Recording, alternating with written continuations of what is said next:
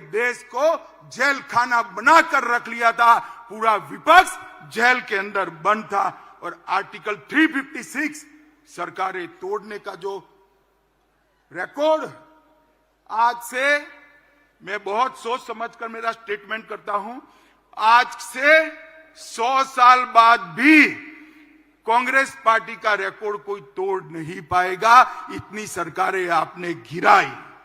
मित्रों, कांग्रेस पार्टी ने 90 बार आर्टिकल 356 का प्रयोग किया, 50 बार अकेली इंदिरा गांधी जी ने किया, 40 क्षेत्रीय दलों की सरकार एक कांग्रेस पार्टी ने गिराई, 3 केंद्र की सरकार चौधरी चरण सिंह, चंद्रशेखर जी, देवगौड़ा जी और गुजराल, ये 4 सरकारों को गिराने का काम भी कांग्रेस पार्टी ने किया है। और मित्रों, ये हमें कहते हैं जुडिशरी कोई फैसला देगी, न्याय करेगी, तो इस पर टिप्पणियां कर कर जुडिशरी को डराते हैं। मैं कांग्रेस पार्टी को याद कराता हूं, 1973 में 3 वरिष्ठ जजों को कुदाकर जस्टिस सेलत, जस्टिस ग्रोवर और जस्टिस हेगड़े को कुदाकर आपने एएन रे को सर्वोच्च न्यायाधीश बनाया, क्योंकि आप रायबरेली का फैसला आपके खिलाफ आ गया था। मित्रों, हमने कभी जुडिशरी के खिलाफ इस प्रकार के षड्यंत्र नहीं किए। मित्रों, कांग्रेस पार्टी इस देश में अस्थिरता की जनक है और स्थिरता अगर कोई दे सकता है तो केवल और केवल भारतीय जनता पार्टी दे सकती है। मित्रों, अभी अभी देश में हम चुनाव में जा रहे हैं, हिंसा कहां होती? मैं आज देश के मीडिया को भी कहना चाहता हूं, हिंसा की बात आप करते हैं, कौन से राज्यों में चुनावी हिंसा होती है? कौन से राज्य में पॉलिटिकल हिंसा होती है? मैं आज देश की जनता को गिनाना चाहता हूं। केरल, हमारे 100 से ज्यादा कार्यकर्ता शहीद हो गए, 300 से ज्यादा कार्यकर्ता अपाहिज हो गए। किसका शासन है? इंडिया अलायंस का शासन है। बंगाल, सैकड़ों कार्यकर्ता मौत के घाट उतार दिए गए। हमेशा चुनाव में धांधली, गपलेबाजी और हिंसा होती रही। किसका वहां राज है? ममता दीदी का राज है, इंडिया अलायंस का राज है। बिहार में भी जंगल राज था, तब 100-100 किलोमीटर दूर मतपेटियां मिलती थी। किसका राज था? इंडिया अलायंस का राज था। यूपी में भी चुनाव का रेगिंग होता था। हमारी सरकारों में कभी रेगिंग नहीं हुआ। किसकी सरकार थी? आपकी सरकार थी। मित्रों, आज भारतीय जनता पार्टी के हजारों कार्यकर्ता हिंसा की भेंट चढ़े। कईयों ने तो जान गंवाई, कई अपाहिज हो गए, कईयों के घर जल गए। हम तो हिंसा के भुक्तभोगी है। हिंसा फैलाने वाला गठबंधन अगर कोई है तो एक घमंडिया गठबंधन है, इंडिया अलायंस है। भाई और बहनों, ये कांग्रेस का शासन था। आजादी के वक्त कांग्रेस ही देश की ओर से नेगोशिएट करती, तब ही देश का विभाजन हुआ। और आज भी कांग्रेस की विभाजनकारी प्रवृत्ति राजनीतिक फायदे के लिए कम नहीं हुई। अभी अभी कांग्रेस के नेता ने कहा कि इस देश के 2 टुकड़े होने चाहिए। खुलेआम देश के 2 टुकड़े करने की बात करते हैं। कांग्रेस पार्टी इस स्टेटमेंट से कन्नी भी नहीं काटती है। ये बताता है कि कांग्रेस पार्टी इसका समर्थन करती। मां भारती का अपमान करने वाले जॉर्ज पुनिया का कांग्रेस के राजकुमार आशीर्वाद लेते हैं। जॉर्ज सोरेस जो भारत विरोधी है, वो उनका समर्थन करता है। कोयम्बतूर बम ब्लास्ट को इंडिया अलायंस इसके गुनहगारों को रिहा कर देती है। और कांग्रेस के नेता पाकिस्तान में जाकर मोदी जी को हटाने के लिए पाकिस्तान की मदद मांगते हैं। पाकिस्तान की मदद मांगते हैं। जब धारा 370 मोदी जी ने हटाई, राहुल गांधी का 370 के समर्थन में जो बयान था, वो पाकिस्तान ने यूनाइटेड नेशन में कोट अनकोट कर जुड़ा। शर्म करो कांग्रेसी। आपके देश के खिलाफ आप विदेश में जाकर बोलते हो। देश के प्रधानमंत्री, देश की संसद, देश के लोकतंत्र की निंदा विदेश में जाकर करते हो।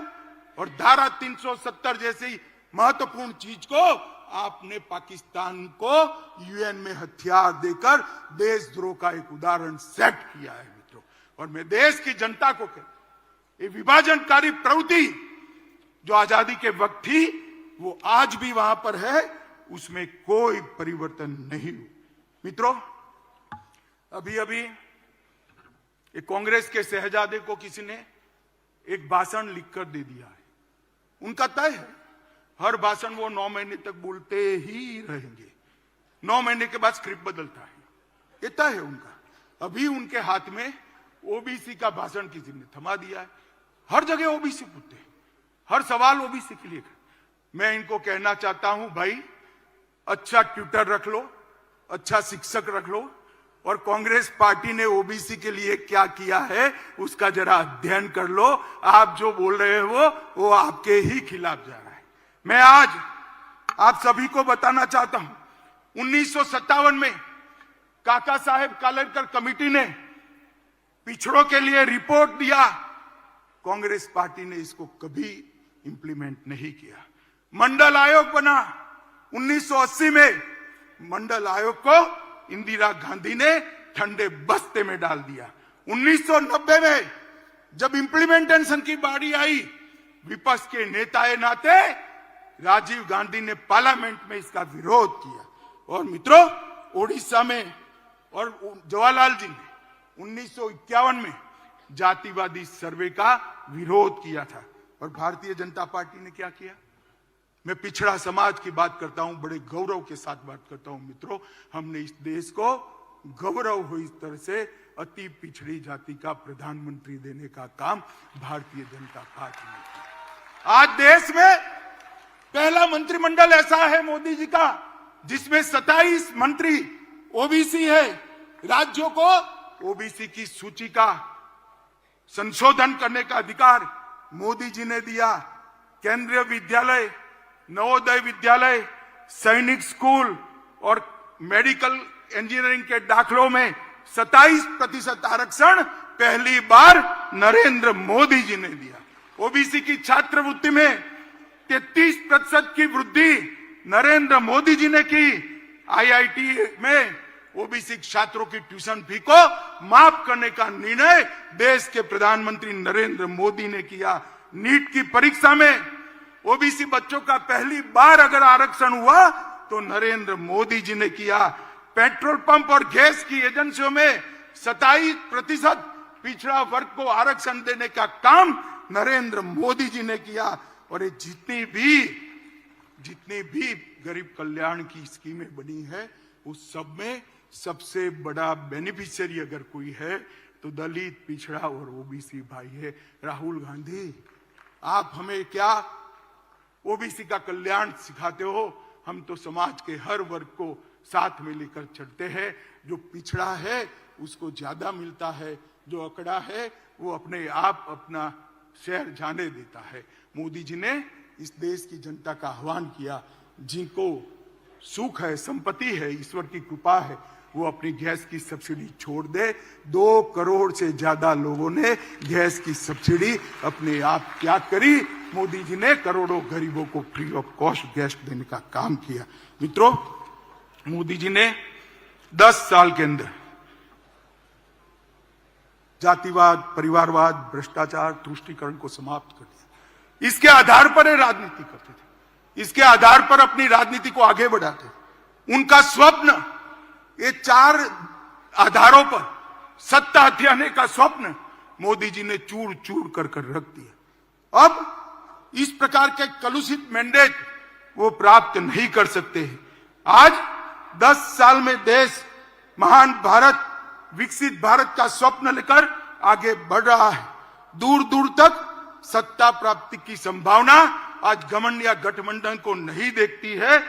इसके लिए वो लोग डिनायल मोड में आ गए, हर चीज में विरोध करते। धारा 370 और 35 से हटाई, कांग्रेस पार्टी ने विरोध किया। वंचितों, पिछड़ों और महिलाओं को अधिकार देने के कई मौके आए, वे विरोध करते रहे। 3 तलाक का विरोध किया, ओबीसी कमीशन का विरोध किया, कश्मीर में गुर्जर, बकरवाल, पहाड़ी वाल्मीकियों को रिजर्वेशन देने का विरोध किया। नारी शक्ति वंदन अधिनियम में भी कई सारे व्यवधान खड़े किए।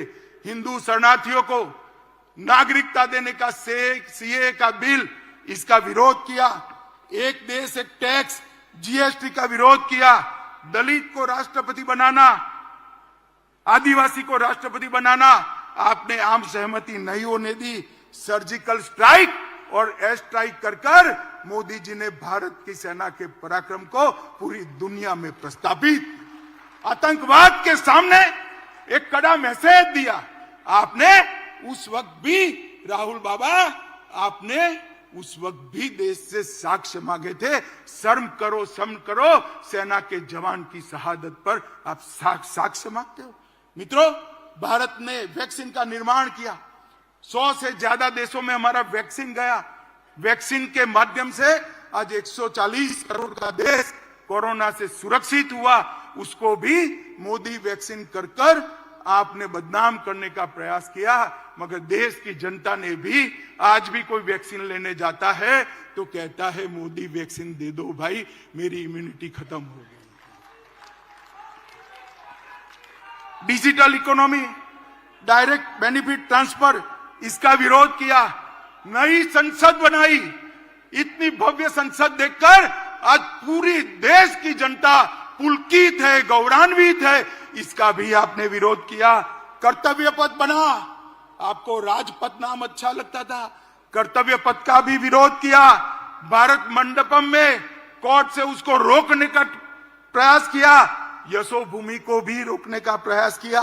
डाटा प्रोटेक्शन का विजनरी बिल, इसका भी विरोध किया। और अंत में रामलल्ला की प्राण प्रतिष्ठा का भी आपने विरोध किया। मित्रों, एक कांग्रेस डिनायल मोड में आ चुकी है। पूरे देश की जनता को मैं कहना चाहता हूं, 5 साल का पार्लियामेंट के अंदर कांग्रेस का हिसाब किताब निकालिए। इन्होंने पार्लियामेंट के अंदर शोर शराबे और बहिष्कार के अलावा कुछ नहीं किया। हम भी विपक्ष में रहे, 10 साल तक बैठे, आगे पूरा जीवन विपक्ष में। हम रचनात्मक विपक्ष की भूमिका निभाते, अच्छा है उसका समर्थन करते थे। और आपके भ्रष्टाचार को भी हमने उजागर किया। मगर आपने, क्योंकि भ्रष्टाचार है नहीं, बाहर जाना ही उचित समझा। मित्रों, इंडिया अलायंस अहंकार से युक्त है। वो सहन ही नहीं कर सकते। वो ऐसा मानते हैं कि देश का प्रधानमंत्री वो ही बन सकता है जो बड़े परिवारों से आता है। वो सहन नहीं कर सकते। एक गरीब मां का बेटा अब देश का प्रधानमंत्री बनकर देश को चला रहा है। ये अहंकार उनको भारतीय जनता पार्टी के खिलाफ खड़े। ये परिवारवादी राजकुमार सारे के सारे इकट्ठा होकर हमारा विरोध कर रहे। मोदी जी ने 40 से ज्यादा नीतियां बनाकर इस देश को नीतियों के आधार पर चलाने का काम किया। मैं पूरी सूची बोलना नहीं चाहता मित्रों, पॉलिसी पैरालिसिस हो गया, ऐसी पूरी दुनिया मनमोहन सिंह सरकार को कहती थी। आज मोदी सरकार ने हर क्षेत्र की 40 से ज्यादा पॉलिसी बनाकर पॉलिसी के आधार पर शासन कैसा हो सकता है उसका उदाहरण पूरी दुनिया में रखने का काम नरेंद्र मोदी जी ने किया। और मित्रों,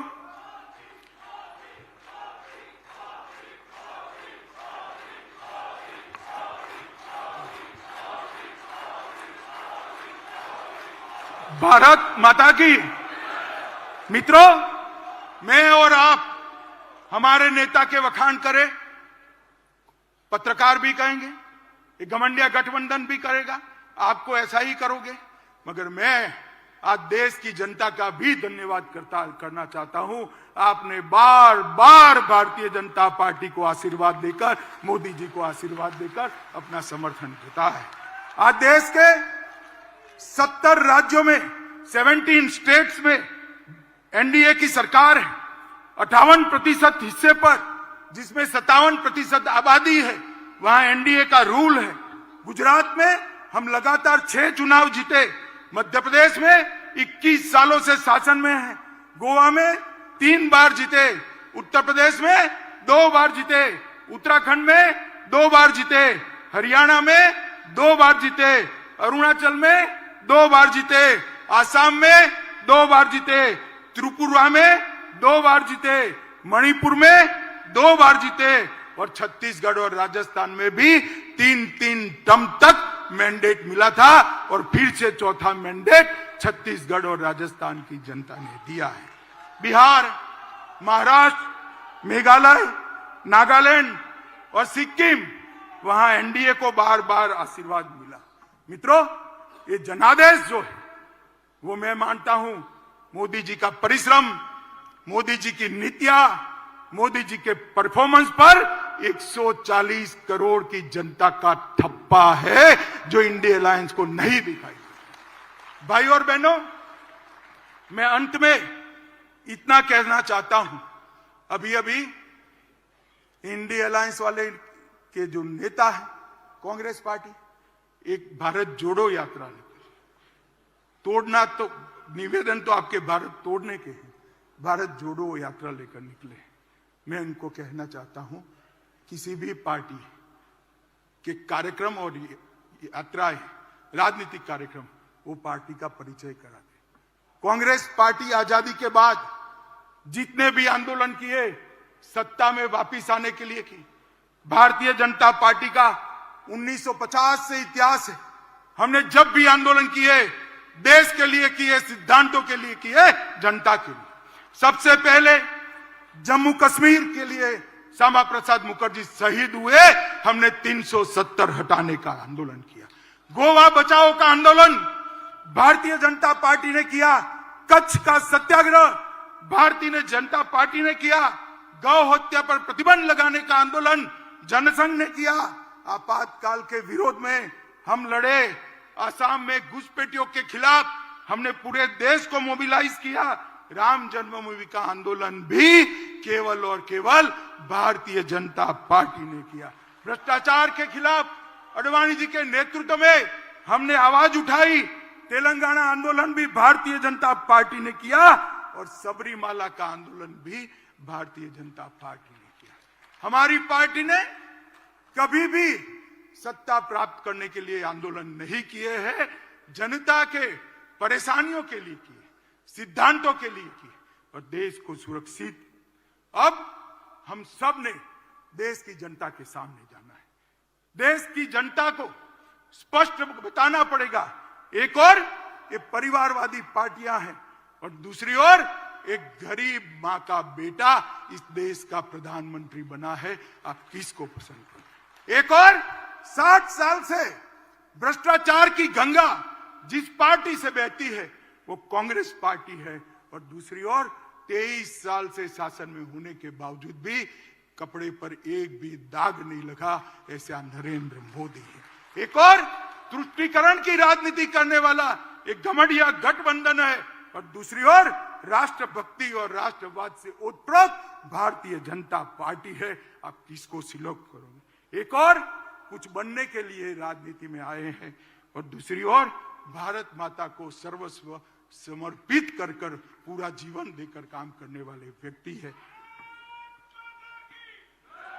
एक और हर साल 3 महीने विदेश में वैकेशन करने वाला नेतृत्व है और दूसरी ओर 23 साल से एक भी छुट्टी न देने वाला कर्तृत्ववान नेतृत्व है। एक और दिशा विहीन राजनीति है, दूसरी ओर एक युग दृष्टा नेता के नेतृत्व में महान भारत की रचना को आगे बढ़ाने वाली भारतीय जनता पार्टी है। देश की जनता को हमने बताना पड़ेगा, घर घर जाना पड़ेगा। मित्रों, मोदी जी ने आजादी के अमृत महोत्सव के वर्ष में हर भारतीय के मन में देशभक्ति की भावना जागृत की, हर युवा को आजादी के आंदोलन से वाकिफ कराया है और 75 वर्ष की सारी सिद्धियां इरिस्पेक्टिव ऑफ पार्टी देश की जनता के सामने रखी है। और सबसे बड़ी बात, आजादी के बाद जब अमृत काल में शताब्दी तक पहुंचेंगे तब महान भारत की रचना का संकल्प मोदी जी ने 140 करोड़ की जनता के मन में प्रत्यारोपण किया है। तो बहुत बड़ी बात है, एक सामूहिक चेतना, एक सामूहिक संकल्प और संकल्प को सिद्ध करने का सामूहिक पुरुषार्थ इतने बड़े देश में जागरूक कोई और ही कर सकता है। मित्रों, हमारा नेतृत्व, हमारा नेता संवेदनशील, मोदी जी संवेदनशील है, हम सब जानते हैं। जनता की तकलीफों को जानते हैं, जनता की भावना को समझ।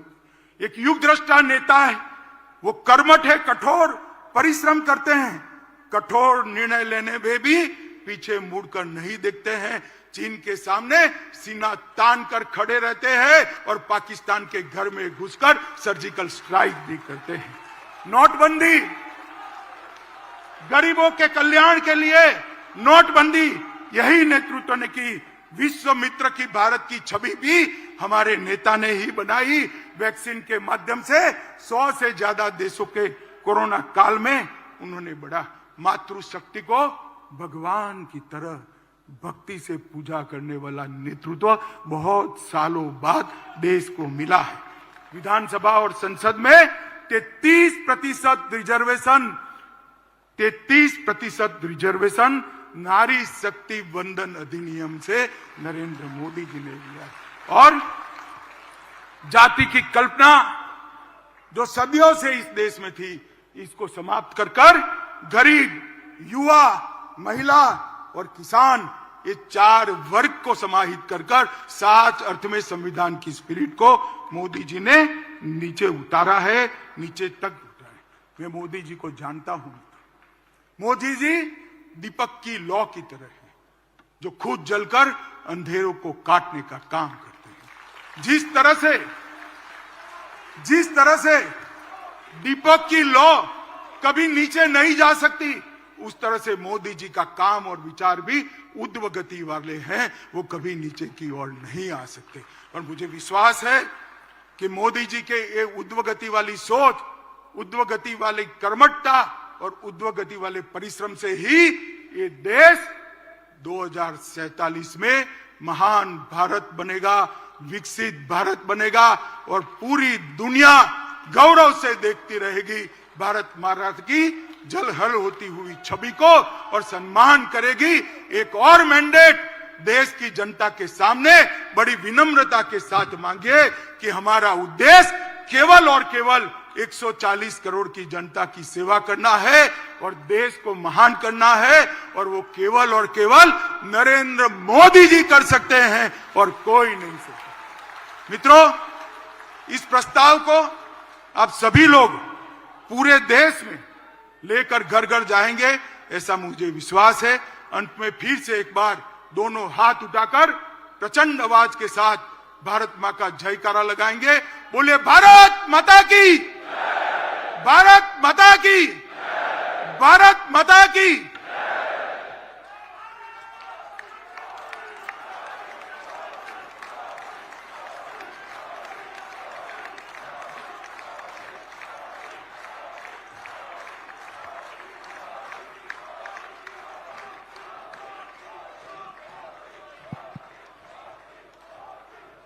अभी आपने भाजपा देश की आशा और विपक्ष की हताशा इस प्रस्ताव का प्रस्तावक के रूप में ओजस्वी और प्रेरणादायी वक्तव्य हम सबको अमित भाई का सुनने को मिला। अमित भाई को बहुत बहुत धन्यवाद।